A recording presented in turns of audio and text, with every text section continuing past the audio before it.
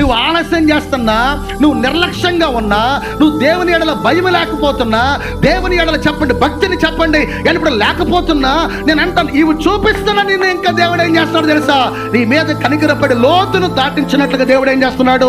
ప్రమాదాలు వచ్చినా, ఆపదలు వచ్చినా, శోధనలు వచ్చినా, కష్టం వచ్చినా, నష్టం వచ్చినా, ఇరుకు వచ్చిన, ఇబ్బంది వచ్చినా దేవుడు దాటిస్తూ ఉన్నాడు.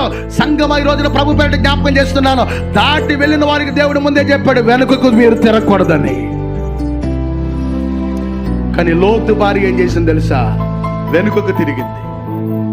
వెనుకకు తిరిగి అనుభవాల్లో లోతు భార్య చెప్పండి ఉప్పు స్తంభం అయిపోయింది. నేను అంటాను మన జీవితాల్లో దేవుని పిల్లలారా వెనుకకు తిరిగి అనుభవాలు మనలో ఉంటే నేను అంటాను ఈ పరిస్థితుల్లో ఒకవేళ మనం చూడాల్సి వస్తుందేమో, శాపాన్ని అనుభవించాల్సి వస్తుంది, కీడు నిన్ను తరుముకుంటే వస్తుంది, శిక్ష నీ మీదకి చెప్పండి రగులుకుంటూ ఉంటుంది.